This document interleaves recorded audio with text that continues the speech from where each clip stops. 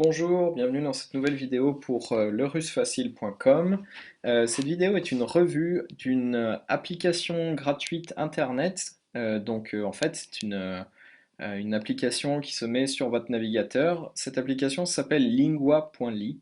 C'est une application qui permet d'apprendre du nouveau vocabulaire en lisant des textes en russe et d'enregistrer ce vocabulaire et d'avoir un système qui permet de le réviser.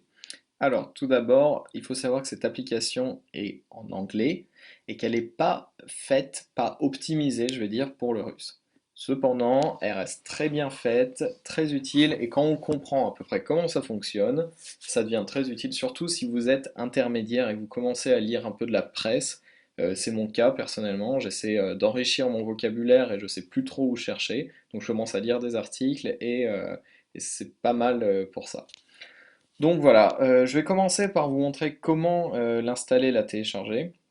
Alors moi j'utilise Google Chrome, mais je pense que ça marche sur tous les navigateurs. Donc il faut aller sur le Chrome Web Store, donc l'adresse c'est certainement ça, chrome.google.com/webstore, et vous cherchez lingua.ly, et c'est celle-là, celle avec le petit monstre bleu. Donc c'est gratuit, sauf non, c'est gratuit. Je pense pas qu'ils vont faire de version payante pour l'instant. Je sais pas trop comment ils se financent. Donc voilà. Donc ça c'est leur site où ils expliquent un petit peu. Donc c'est très bien expliqué. Donc je vous conseille d'y aller, hein, en complément de mon tuto comment utiliser cette application. Euh, donc on va faire un petit test. Je vais vous montrer comment ça marche. J'ai ouvert une page internet avec un article en russe. C'est sur Orlando Bloom, donc Orlando Bloom. D'ailleurs, petite parenthèse, si vous commencez avec l'alphabet, à apprendre l'alphabet, je vous conseille de googler des noms d'acteurs célèbres américains en russe, ou par exemple vous ouvrez Yandex, là c'est le site que j'ai utilisé, alors voilà, celui-là, Yandex. Vous pouvez taper dans votre navigateur Yandex si vous n'avez pas encore de clavier russe, comme ça, ou alors comme ça. Et ça va ouvrir Yandex et vous tapez le nom d'un acteur et certainement il va vous trouver un article en russe qui parle de cet acteur. Donc en fait ça permet, bon, c'est la petite parenthèse, hein, rien à voir avec le plugin, mais ça permet de bien voir, voilà, phonétiquement ça donne la même chose avec un accent russe, donc Orlando Bloom. Euh, donc ça permet de bien comprendre comment fonctionne l'alphabet. Donc voilà, ça c'était la petite parenthèse. Donc comment fonctionne ce plugin? Alors c'est simple, il y a un raccourci que vous paramétrez dans le plugin. Alors c'est sûrement ici dans les réglages. Moi c'est Alt double clic. D'ailleurs je vais changer ça au passage. Voilà, je parle français, j'apprends, non, j'apprends, oui, et ça l'affiche pas. Donc voilà, comme je le disais, c'est pas encore fait pour le russe. Ils proposent le russe, mais là dans la langue ils disent j'apprends l'anglais, je suis français, donc c'est pas vraiment ça. Donc, j'ai un raccourci pour les mots, c'est-à-dire que quand j'appuie sur Alt et que je fais un double clic, on peut aussi configurer avec simplement double clic, ça ouvre le mot. Alors, je vous montre ça tout de suite. On prend un exemple. Je vais pas prendre Zviesda parce que j'avais déjà pris ici. On va prendre, alors on va pas prendre un mot trop. On va prendre Vichero. Donc voilà, Alt, double clic, ça charge un peu, donc ça dépend des mots. Voilà. Donc on a le mot qui s'affiche. Alors là, je sais pas si vous avez entendu, mais ça prononce le mot. Вечером. Voilà. Donc ce qui est très bien, c'est d'avoir une prononciation du mot, parce que bah, aussi si vous apprenez l'alphabet, vous faites juste ça, vous essayez vous-même de prononcer le mot, ensuite vous double-cliquez et vous avez le mot qui s'affiche. Donc voilà, ce qui est génial, c'est que ça l'affiche avec une déclinaison. Donc là, il faut savoir que alors, Vicherom, c'est pas vraiment une déclinaison, ça veut dire le soir, et le mot originel, c'est Vicher, qui est le soir, comme dans Dobre Večer.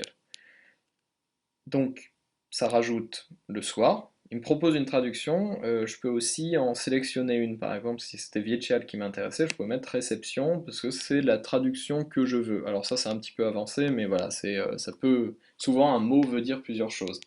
Et c'est ça qui est un petit peu difficile dans des langues qui sont éloignées du français, comme le russe, c'est que, voilà, quelle est la bonne traduction? Il nous faut un contexte. d'où l'utilité d'apprendre des phrases et des mots dans son contexte. Donc voilà, donc ça m'a rajouté le mot le soir. Maintenant, ça veut dire que dans ce texte, il va être surligné, dans tous les textes en russe que je vais lire quand le plugin sera activé, il va être surligné. C'est-à-dire que je sais ce mot, ou que je suis censé le savoir.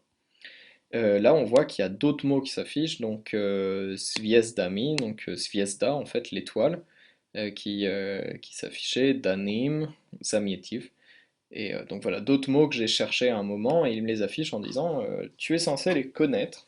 Et justement, si je m'en souviens plus, eh ben, au lieu à chaque fois de rechercher comme ça, de réappuyer dessus, je vais dans mon application Linguali et je vais les réviser. Donc j'appuie sur Practice. Donc il y a d'autres catégories qui sont plus ou moins bancales pour le russe à partir du français, mais ça marche pas forcément. Donc je fais. Alors, j'utilise aussi pour apprendre l'anglais, donc on va dire que tout va bien. Oh non, j'ai dit oui, et puis je sais plus le touche atom. Voilà, c'est ça. C'est c'est très embêtant parce que je veux du russe, moi. Je fais un blog sur le russe. Ah là, on a un mot russe maintenant. Donc, est-ce qu'il me demande Do you know this word in French? Donc, est-ce que je connais ce mot en français? Je crois que c'est la mer Noire. Voilà, donc il me propose un quiz. Voilà, c'est la mer Noire. Donc voilà, c'est un peu. C'est bien. Si vous apprenez que le russe, au moins vous aurez que vos mots russes qui tombent. Moi, j'utilise un peu l'application n'importe quand parce que je teste beaucoup de choses tout le temps. Et puis, ce qui est bien, c'est que bon, on a une image et c'est tout bête, mais ça permet au cerveau de mieux mémoriser. Généralement, les images sont quelque chose de très bien. Et puis j'utilise aussi pour l'allemand, donc voilà. Il est où, il est où? Donc notez que parfois on a des erreurs de traduction, parce que là je dirais plutôt new. Non, mon allemand n'est pas encore parfait pour ça. Donc voilà.